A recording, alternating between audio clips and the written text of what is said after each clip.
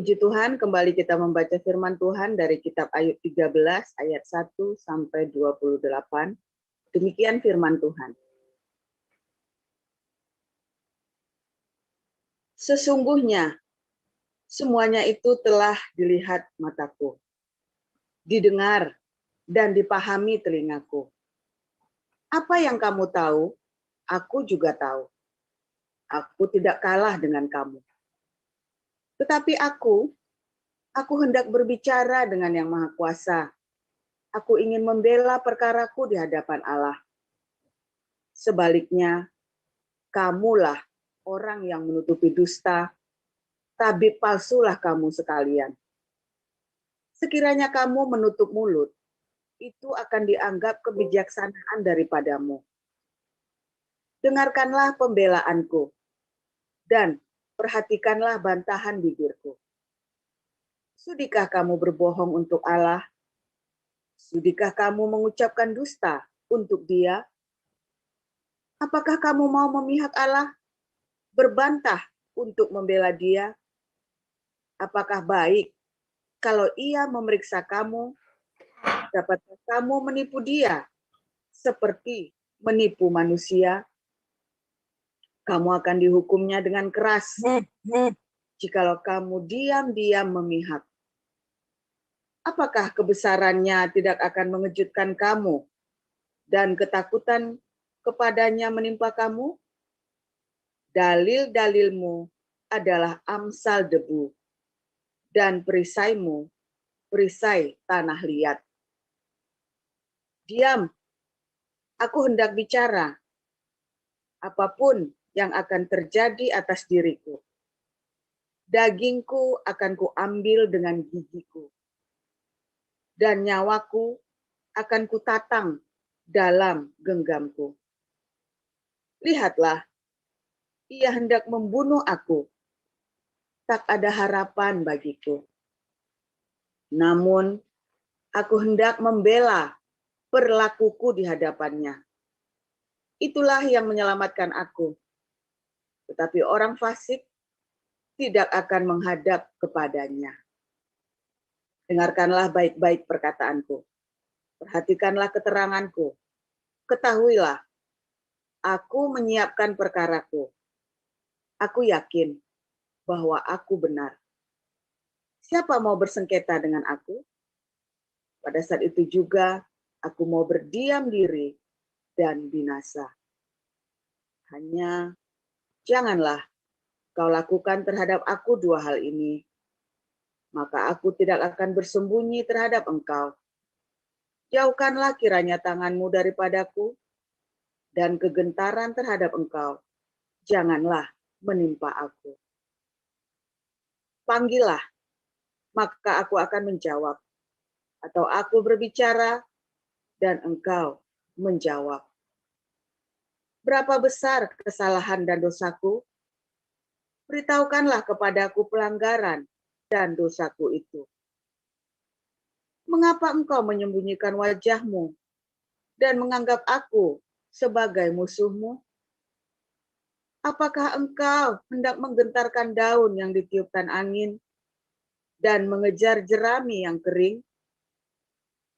Sebab engkau menulis hal-hal yang pahit terhadap aku dan menghukum aku karena kesalahan pada masa mudaku. Ketika kakiku kumasukkan ke dalam pasung, segala tindak tandukku kau awasi, dan rintangan kau pasang di depan tapak kakiku, dan semuanya itu terhadap orang yang sudah rapuh seperti kayu lapuk, seperti kain yang dimakan gegat. Demikian pembacaan firman. Bu Sarma, silakan. Baik, saya lanjutkan pembacaan firman Tuhan dari Roma 3 ayat 1 sampai 31. Beginilah firman Tuhan. Jika demikian, apakah kelebihan orang Yahudi dan apakah gunanya sunat? Banyak sekali, dan di dalam segala hal. Pertama-tama, sebab kepada mereka lah dipercayakan firman Allah. Jadi bagaimana jika di antara mereka ada yang tidak setia? Dapatkah ketidaksetiaan itu membatalkan kesetiaan Allah? Sekali-kali tidak. Sebaliknya, Allah adalah benar dan semua manusia pembohong, seperti ada tertulis, supaya engkau ternyata benar dalam segala firman-Mu dan menang jika engkau dihakimi. Tetapi jika ketidakbenaran kita menunjukkan kebenaran Allah, apakah yang akan kita katakan? Tidak adilkah Allah? Aku berkata sebagai manusia, jika ia menampakkan murkanya, sekali-kali tidak. Andai kata demikian, bagaimanakah Allah dapat menghakimi dunia? Tetapi jika kebenaran Allah oleh dustaku semakin melimpah bagi kemuliaannya, mengapa aku masih dihakimi lagi sebagai orang berdosa? Bukankah tidak benar fitnah orang yang mengatakan bahwa kita berkata, mari kita berbuat yang jahat supaya yang baik timbul daripadanya. Orang semacam itu sudah selayaknya mendapat hukuman. Jadi bagaimana? Adakah kita mempunyai kelebihan daripada orang lain? Sama sekali tidak. Sebab di atas telah kita tuduh, baik orang Yahudi maupun orang Yunani, bahwa mereka semua ada di bawah kuasa dosa, seperti ada tertulis, tidak ada yang benar, seorang pun tidak. Tidak ada seorang pun yang berakal budi, tidak seorang pun yang mencari Allah. Semua orang telah menyeleweng, mereka semua tidak berguna, tidak ada yang berbuat baik, seorang pun tidak. Kerongkongan mereka seperti kubur yang ternganga, lidah mereka merayu-rayu, bibir mereka mengandung bisa, mulut mereka penuh dengan sumpah serapah, kaki mereka cepat untuk menumpahkan darah. Keruntuhan dan kebinasan mereka tinggalkan di jalan mereka, dan jalan damai tidak mereka kenal. Rasa takut kepada Allah tidak ada pada orang itu. Tetapi kita tahu bahwa segala sesuatu yang tercantum dalam kitab Taurat ditujukan kepada mereka yang hidup di bawah hukum Taurat, supaya tersumbat setiap mulut dan seluruh dunia jatuh ke bawah hukuman Allah. Sebab tidak seorang pun yang dapat dibenarkan di hadapan Allah oleh karena mereka melakukan hukum Taurat, karena justru oleh hukum Taurat orang mengenal dosa. Tetapi sekarang tanpa hukum Taurat kebenaran Allah telah dinyatakan seperti yang disaksikan dalam kitab Taurat dan kitab-kitab para nabi, yaitu kebenaran Allah karena iman dalam Yesus Kristus bagi semua orang yang percaya. Sebab tidak ada perbedaan, karena semua orang telah berbuat dosa dan telah kehilangan kemuliaan Allah, dan oleh kasih karunia telah dibenarkan dengan cuma-cuma karena penebusan dalam Kristus Yesus. Kristus Yesus telah ditentukan Allah menjadi jalan pendamaian karena iman dalam darahnya. Hal ini dibuatnya untuk menunjukkan keadilannya, karena ia telah membiarkan dosa-dosa yang telah terjadi dahulu pada masa kesabarannya.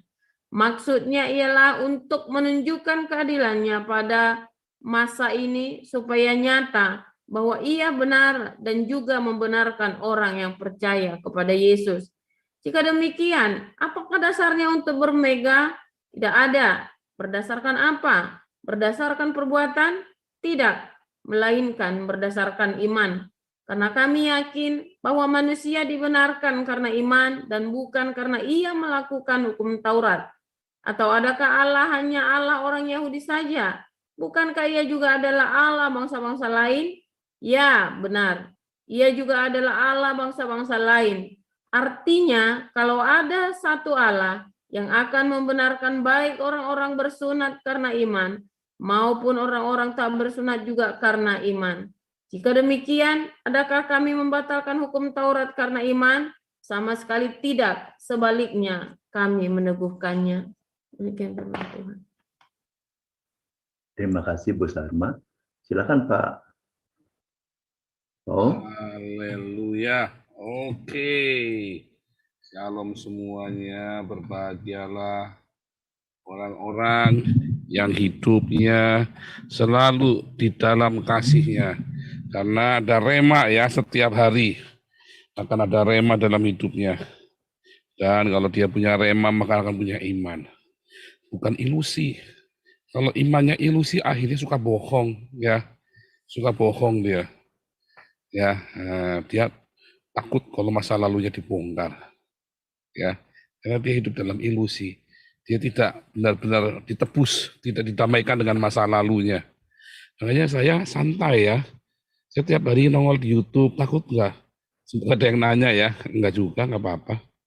Kenapa, malu nggak? Enggak, kalau ada yang nongol ini nggak apa-apa. Pernah ada yang nongol ya, mengungkit-ungkit masa lalu. Saya jawab saja.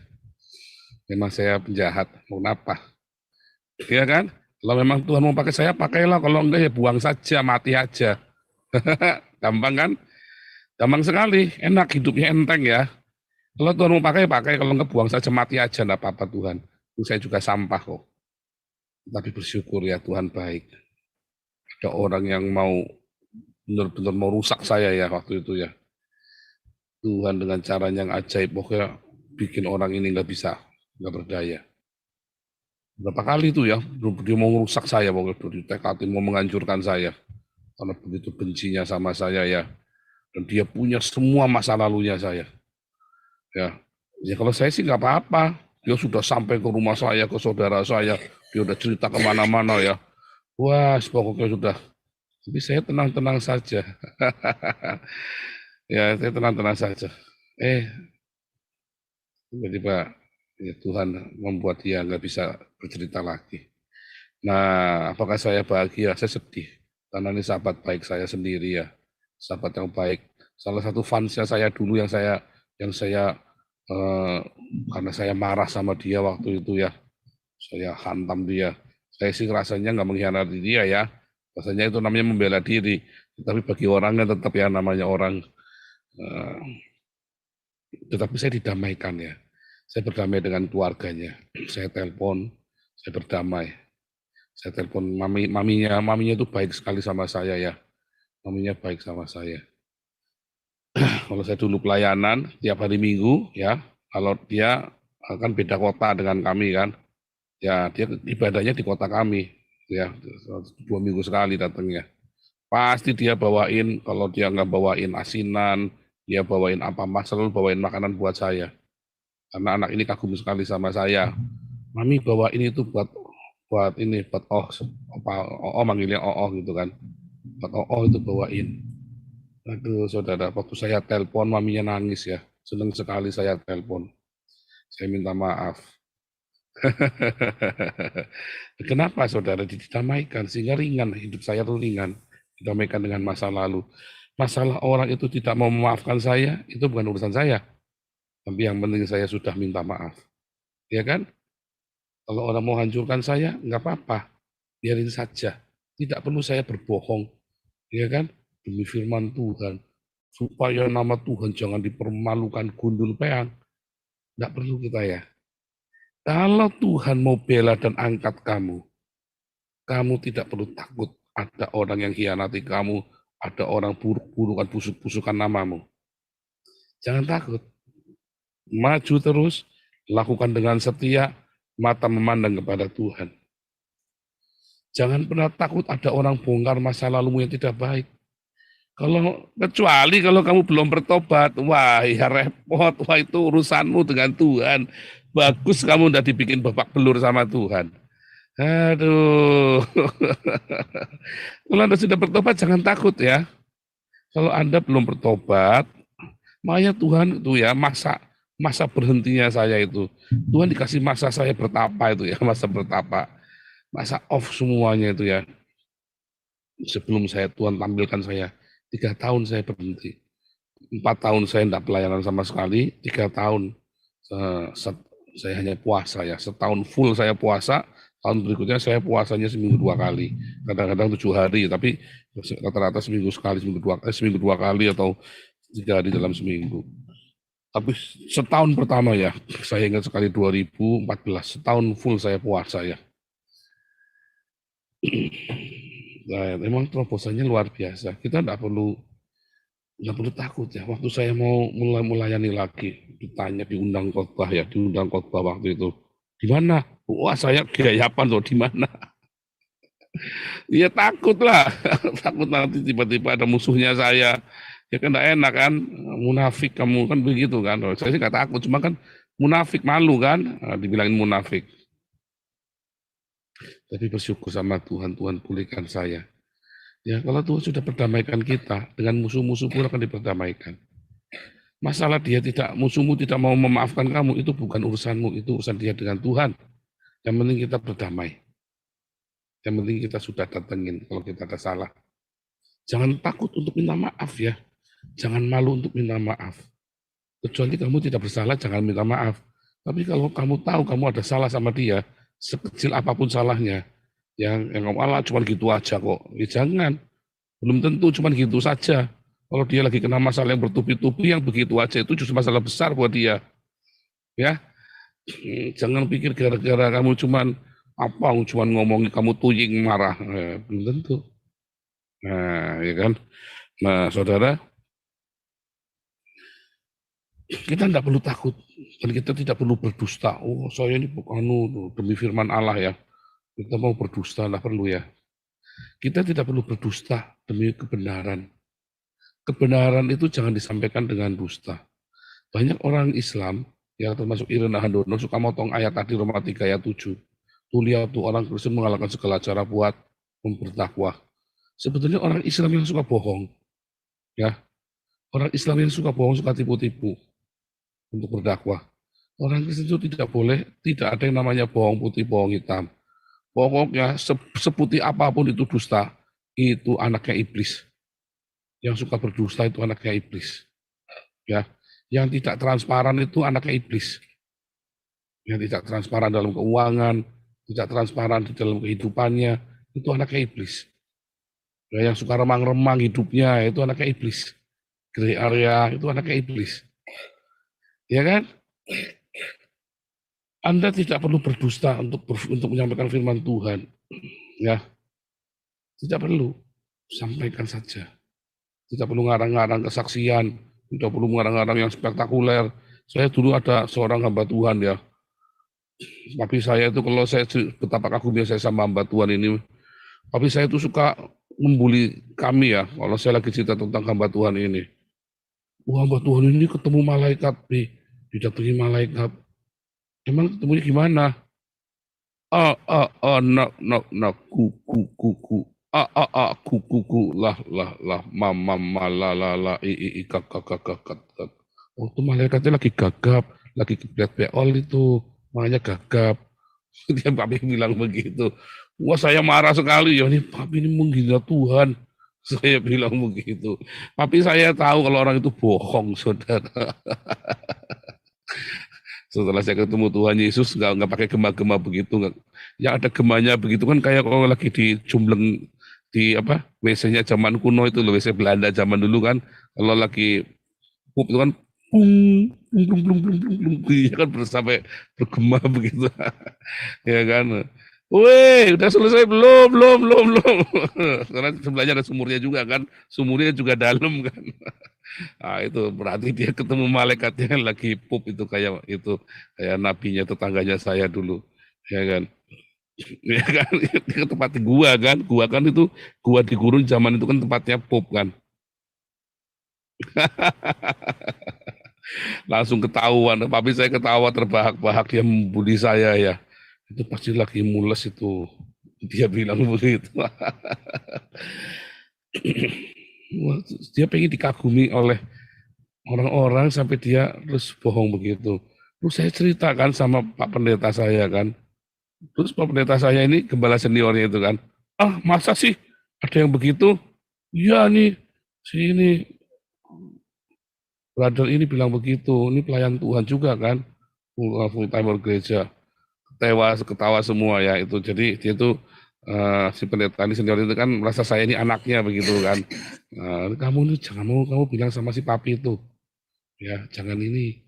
Maksudnya Pak Pendeta ini kan bohong itu, jangan mau.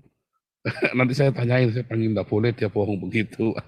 Oh, berarti papi saya benar enggak bohong. Ternyata ini yang enggak benar ya. Banyak orang begitu ya. Nah, enggak perlu kita memasukkan ya. Kalau memang kita orang jahat, kita bilang orang jahat. Ya, enggak usah.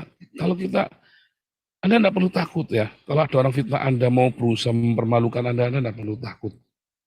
Ya, ada orang-orang yang berbohong. Suatu ketika ya, itu yang di tempatnya Yusuf Manubulu itu, ada seorang yang ngaku-ngaku pendeta, dia bekas, katanya bakar masjid segala macam, bakar gereja segala macam. Nah, waktu itu kan masih zaman Facebookan lu, YouTubean. Saya tertarik kan. Gak usah bilang kamu di mana? Di sini loh, deket saya. Saya ke sana naik mobil, paling 15 menit nyampe. Wah, dia langsung kayak orang panik. Oh enggak, saya nggak di tempat beginilah begitu. Nah, terus ada orang dari Aceh itu yang saya baptis ya. Yang saya baptis. Mau ke rumah dia, saya bilang, kamu tuh kenal itu dari mana? Ya dari ini. Saya, kamu percuma. Kamu, ya tapi kita sudah sewa mobil nih. Wah, persis jam 4 pagi, mereka tuh mau berangkat, kumpul di satu tempat. Mobilnya sudah sewa dan bayar. Tiba-tiba jam 4 pagi itu, ditelepon sama si orang ini. Saya mendadak tugas pelayanan keluar kota, jadi tidak bisa hari ini datangnya, padahal sudah sewa mobil. Terus si ibu ini telepon sama saya.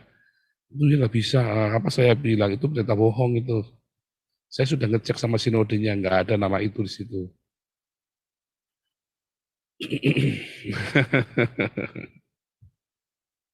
Juga nggak usah ngaku-ngaku pendeta ya. Nggak usah ngaku-ngaku pendeta dari mana. Nggak usah. Nanti pelayananmu hancur. Waktu yang akan menguji semua pelayanan kita. Kita nggak usah berbohong demi memberitakan Injil. Polos-polos saja. Kayak saya ini polos-polos saja. Inilah saya begini apa adanya. Bodoh amat. Ya kan? Kalau mau pakai, enggak ya bunuh saja, mati saja. Kan istilahnya gitu aja kan. Kita ngomong begitu, saya kalau udah sama Tuhan itu udah cerita hidup dan mati, saudara. Mau pakai, enggak bunuh aja Tuhan, biar mati saja. Memang saya sampah. Dan ternyata Tuhan pakai saya. Wah, saya ingat sekali ya. Tuhan, siapa yang mau dengerin saya, Tuhan jahat. Siapa yang mau dengerin? Ternyata seluruh dunia dengerin. Saya sampai tertawa. Saya sampai hari kalau mau tidur saya keingetan gitu, saya masih tertawa terpinggal-pinggal. Tuhan ini, aduh, ada-ada aja. Saya nanya siapa yang mau dengerin saya, malah seluruh dunia dengerin saya. Bukan cuma dari Sabang sampai Merauke. Itu Pak Putri kalau cerita 139 negara saya sampai terbang-bang. Ya kan? Ya kalau dipikir siapa yang mau dengerin saya, bekas penjahat, saudara. Banyak orang yang saya sakiti. Tapi kan saya tidak perlu bohong juga, memang saya bekas penjahat. Tetapi yang penting kan kita bertobat, saudara. Yang penting kita berdamai. Yang kedua, banyak orang ya, karena dia di dalam masa-masa pencobaan, dia mencoba menghipnotis dirinya sendiri dengan satu rema yang mencoba meremakan sesuatu yang bukan dari Alkitab. Ya. Contohnya, Tuhan beserta dengan orang pemberani. Itu bukan dari Alkitab ya. Itu dari siapa itu? Tuhan beserta orang pemberani itu. Kalau nggak salah itu mafia itu ya. Si siapa itu Al Capone apa siapa itu ya. Tuhan bukan Al Capone siapa? Itu Godfather itu ya. Tuhan beserta dengan orang pemberani. Saya lupa ya, mungkin itu salah satu film mafia itu, mafia Italia. Tuhan beserta dengan orang pemberani. Itu bukan dari Alkitab ya. Sama si siapa lagi itu ya, waktu zamannya perang Kristen Ambon itu, di Ambon perang Kristen sama Islam itu kan, Tuhan beserta dengan orang-orang pemberani. Enggak ada, bukan ya. Itu ayatnya bukan begitu, Bu. Enggak ada. Tuhan beserta dengan orang-orang pemberani. Enggak begitu. Tuhan itu beserta dengan orang-orang yang takut akan Dia ya. Yang ada lagi, Anda mencoba menghipnotis ya. Kalau aku jalannya hidupku pasti benar, pasti aku akan diberkati dan tidak akan hidup miskin. Oh iya, itu baru benar. Kalau jalan hidupmu benar, ya jujur, kamu pasti akan memperoleh keberuntungan. Tetapi kamu jujur tidak rendah hati, kamu tetap akan kere, saudara. Kalau kamu jujur tapi kamu tidak rendah hati, kamu akan kere. Sudah mau naik jatuh lagi, ya. Karena orang-orang yang rendah hatilah yang memiliki bumi, Haares, jasmani, ya. Hanya orang-orang rendah hati yang memiliki Haares, jasmani. Kalau kamu rendah hati, kamu akan diberkati secara jasmani. Ya. Jadi ada banyak mitos-mitos, ya, kebohongan-kebohongan pendeta-pendeta yang Anda pikir itu benar. Kalau saya bayar perpuluhan, ya Tuhan akan kasih berlipat ganda. Bohong. Tergantung Anda bayar perpuluhannya kemana. Kalau ke Gilbert ya enggak. Gilbert lagi. Ya iya, kita kan temanya kan sekarang lagi Gilbert sama Johnny Peol. Kalau kamu bayar perpuluhannya kasih ke Damaris, saya jamin kamu akan diberkati. Kalau kamu kasih bayar perpuluhannya ke Gilbert, saya jamin kamu tidak akan diberkati. Kenapa? Karena kalau kamu kasih ke Gilbert, uangnya kan buat pembangunan gereja, sama buat kekayaannya Gilbert. Kalau kamu kasih ke Damaris, uangnya 100% kamu pasti itu buat orang-orang miskin. Dibagi juga buat diaken-diaken yang mencari nafkah dari Damaris. Juga bukan buat saya kan. Kebohongan-kebohongannya diberitakan atas nama Allah ini dan demi kemuliaan Tuhan. Itu diucapkan ya. Nanti yang jadi presiden adalah Prabowo, Tuhan bersabda. Coba gimana? Kalau makanya saya bilang di malam ya, Roh Kudus berkata kepada saya. Nah, lu Roh Kudus mana yang benar coba? Nah, ya kan tinggal berapa persentase nubuatannya dia yang jadi, berapa persentase nubuatannya saya yang jadi kan? Tinggal kita hitung kan? Kan begitu kan? Nah, itu mengerikan ya. Nah, masing-masing Tuhan bersabda. Suatu ketika ada sebuah gereja besar yang punya dua kelompok pendoa syafaat, dua-duanya emak-emak, satu emak hitam, satu emak putih, intinya begitulah. Emak hitam ini, wow, kalau bernubuat edan, tapi begitu dia bernubuat, emak putih dia bernubuat menyangkal si emak hitam ini.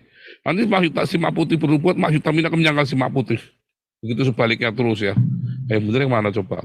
Yang wah itu sesat itu, tidak ada nubuatan kayak gitu. Kelompoknya ini bikin sendiri, kelompok ini bikin sendiri, kayak nabi-nabi zaman dulu itu ya. Saling menubuat lalu perang antara kelompok-kelompok para nabi ini. Ya, sengaja kita bikin polemik kan, supaya Anda ngerti, suara Tuhan itu nggak seperti itu. Saya udah ajarin Anda ya, suara Tuhan itu dari Rema. Tapi banyak hamba-hamba Tuhan mengemas kebohongan-kebohongan itu buat apa? Buat cari uang, pertama. Kedua, buat mereka menjaga reputasi mereka. Ketiga, kadang-kadang memang untuk nenang-nenangin hati jemaat. Tetapi juga jangan bohong. Ada orang mati, ya kan? Wah, ini matinya, sana juga tahu ini orang nggak jelas lah pokoknya lah.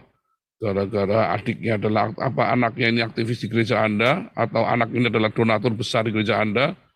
Oh, papamu sekarang sudah bersama dengan Tuhan Yesus di surga. Gundulmu peang, kamu nggak tahu hidupnya dia kayak apa kok. Oh, ya kan? Ternyata dia mati di tempat pijet. Lalu ngomong apa coba? Matinya lagi pijet di Alexis.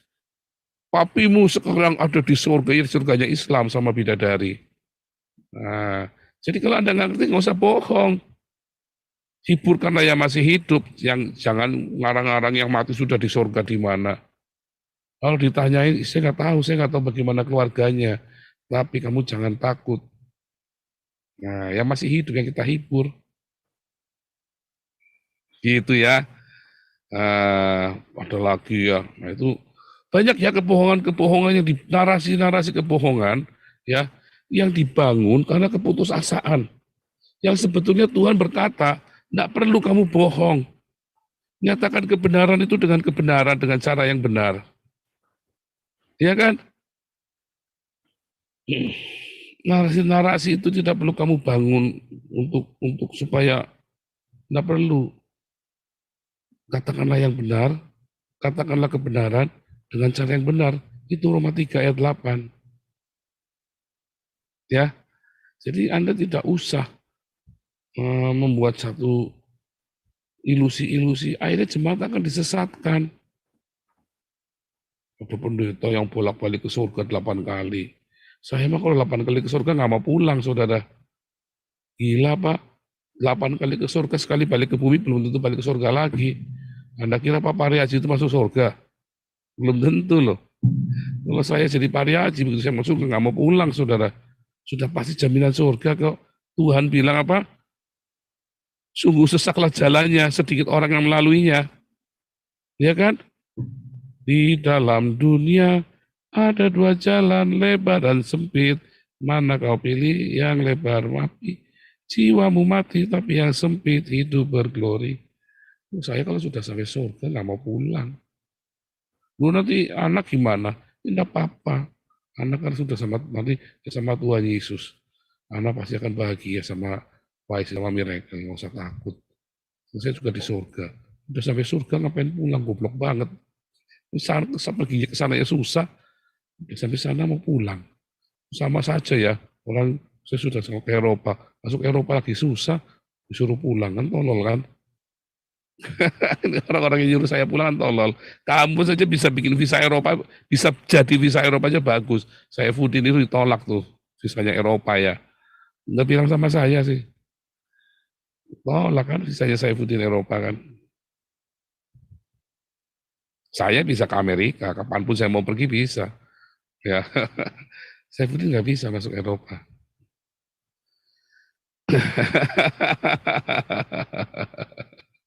Nangkep ya saudara ya. Orang sudah sampai surga. Nah itu kadang-kadang pendeta-pendeta juga jualan itu ya. Saya melihat neraka. Nerakanya masih kosong saudara. Bagaimana bisa ada Michael Jackson di neraka? Nah itu tidak perlu. Saudara tidak perlu dan Anda juga jangan percaya.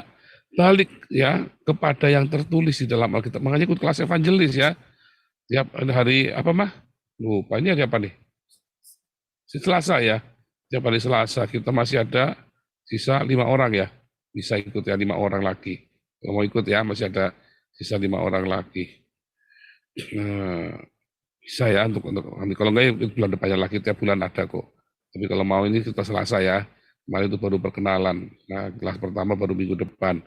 Minggu depan kita mulai kelas pelajaran pertama. Jadi Anda kalau mau ikut cepetan daftar ya, karena kita cuma tinggal 5 orang untuk kelas yang bulan Mei. Hari Selasa jam 7 malam. Makanya, supaya Anda jangan dibohongin. Ada yang satu menggunakan kebohongan, yang satu dibohongin. Kayak orang-orang Islam, mau dibohongin sama Muhammad, mau dibohongin sama ulama-ulama. Semua khotbahnya orang Islam itu nggak ada yang benar. Bohong semua. Coba satu saja ceritain di dalam Al-Quran yang benar. Tak tunjukkan bohongnya di mana. Tidak ada cerita di Al-Quran itu yang benar ya. Nggak ada. Satu saja kamu tunjukkan cerita di Al-Quran. Tak tunjukkan itu bohongnya di mana, salahnya di mana. Seluruh isi Al-Quran itu nggak ada yang benar. Tak tunjukkan saudara bohong itu salahnya di mana. Mana yang saudara bilang benar, tak tunjukkan bohongnya di mana. Ya, dari 6.600 ayat, 6.200 atau 6.600 ayat itu ya. Itu semua nggak ada yang benar. Karena walau kairin makirin itu Allah maha penipu daya. Iblis bapa segala pendusta. Tetapi Tuhan Yesus berkata, akulah jalan, akulah kebenaran, aletheia, yang sejati kemurnian. Jadi Anda tidak boleh mengatakan kebohongan, ya, menyatakan satu kebaikan dengan cara yang tidak baik. Dengan cara berdusta nggak boleh. Ya. Itu malam-malam pada pagi hari ini kita belajar open, transparan, apa adanya. Nah, tapi ada yang salah. Ketika Anda lagi jalan di pinggir jalan, lalu teriak-teriak, "Weh, celana dalamku warnanya merah kuning hijau loh. Weh, celana dalamku warnanya merah loh. Weh," teriak-teriak, "weh. Loh, Gus, bisa bilang-bilang." Misalnya bilang, kata Pak Paul, jangan bohong. Nah itu namanya bukan nggak bohong, karena tolol itu namanya. Naif. Kan Anda bahkan ada yang nanya, lagi naik angkot ditanya, celana dalam kamu warnanya apa? Gaplok tuh orang nanya begitu, tampar aja tuh orang begitu. Orang nanya celana dalam warnanya apa, gaplok aja.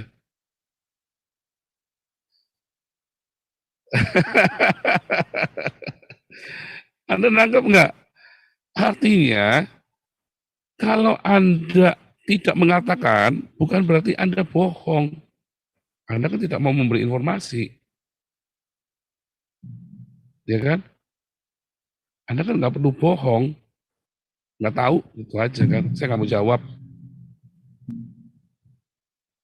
Ditanyain, ini ada orang satu pamer-pamer, celana dalamku merah loh, aku enggak pakai celana dalam loh.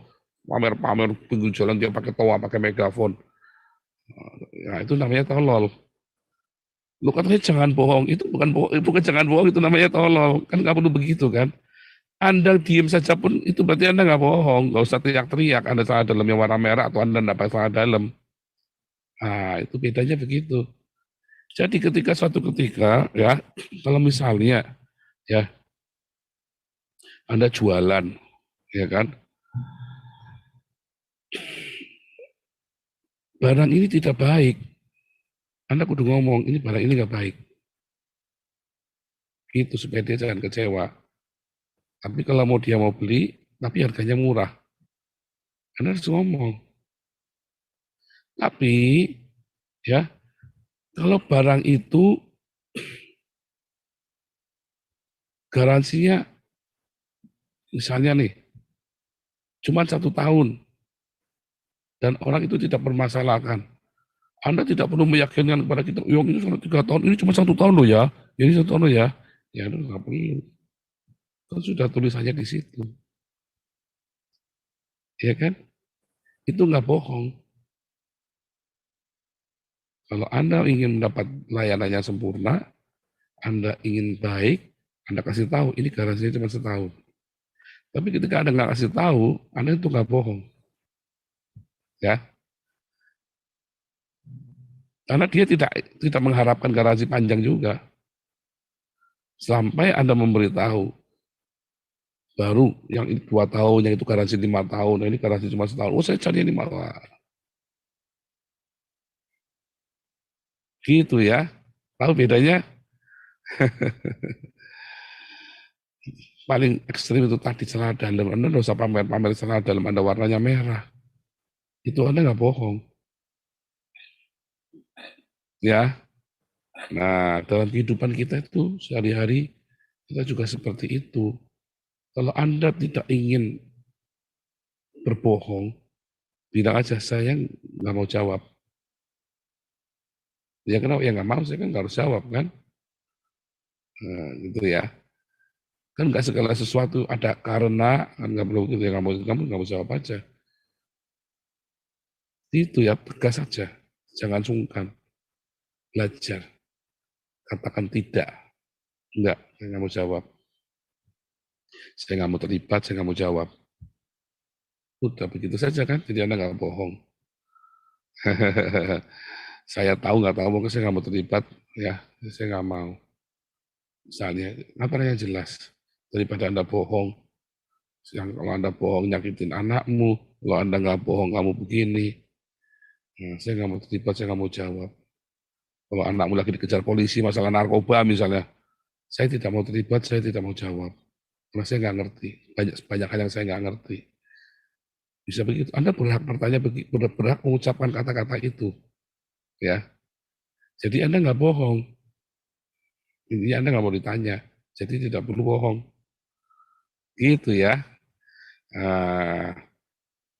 Jika hatimu nuranimu tetap dijaga, makanya itu ada yang namanya berhikmat, menjawab dengan hikmat. Ya, berkata-kata dengan hikmat, bukan cerdik seperti ular, bukan cerdik seperti itu, namanya mencari pembenaran. Tulus seperti merpati namanya mencari kebenaran. Tapi namanya kata-kata yang berhikmat, kita harus membedakan tanpa harus berdusta. Ya, dengan ketulusan hati. Tetapi banyak orang, ya, misalnya ini barang rusak, Anda jual, tiba-tiba orang sampai rumah dijual, loh, barangnya rusak. Kan kamu enggak bilang tadi mau beli yang rusak apa yang enggak. Nah, itu namanya Anda bohong. Anda sudah tahu customer akan kecewa. Orang itu akan kecewa karena Anda sudah tahu ekspektasinya dia. Datang ke toko Anda untuk mendapat barang yang baik. Nah, itu namanya bohong. Ya. Nah, tapi kita balik lagi sekarang di dalam kehidupan kita, ketika kita menghadapi masalah, kita jangan menipu diri kita sendiri juga. Ya, menghipnotis dengan kebenaran palsu. Jangan juga. Ya, menghipnotis dengan kebenaran palsu itu ya adalah dengan perkataan-perkataan positif yang sama sekali nggak ada dari firman Tuhan. Ya. Karena seringkali Tuhan bicara dengan cara yang sederhana. Ya. Contoh yang sering saya cerita itu ya, orang kalau kebanyakan utang, Tuhan tolong, Tuhan tolong, Tuhan tolong, Tuhan. Wah, di dalam Yesus aku harus bisa melampaui. Tuhan bilang, aduh kamu nggak bisa lewat. Kamu kredit motor 2, kredit mobil kamu 1, kredit TV, kredit panci, celana dalam aja kamu kredit. Coba bayangin, semuanya dikredit. Akhirnya debt collector datang semua rame-rame hari yang sama. Kamu mau minta Tuhan tolong, Tuhan tolong. Tuhan nggak akan tolong. Kalau Tuhan tolong, itu bukan Tuhan tolong, itu pas kebenaran random acak. Tuhan lagi kasih kamu pelajaran. Tapi lebih banyak Tuhan nggak tolong ya. Waktu kamu berdoa, coba saja kalau nggak percaya. Kalau kamu ke dukun, ditolong sama dukun. Tapi kamu akan menuai yang kamu tabur. Kalau kamu datang sama Tuhan, 90% jawabannya Tuhan apa? Kembaliin barangnya, jangan kredit-kredit lagi. 90% jawaban Tuhan akan begitu. Coba aja kalau nggak percaya. Cuma kan kamu tidak mau menerima jawaban itu kan, nggak terima kan? Kalau dijawab seperti itu, repot. Ya, kiranya rema dari Tuhan Yesus hari ini memberkatimu ya untuk hidup jujur sama Tuhan, tidak perlu bohong. Mari kita belajar jujur kepada Tuhan. Nah ini sekarang kita belajar jangan berbohong ya demi membela Tuhan, demi kebenaran, demi sesuatu. Kebenaran tidak perlu bohong. Memberitakan Injil dengan lurus, jangan takut.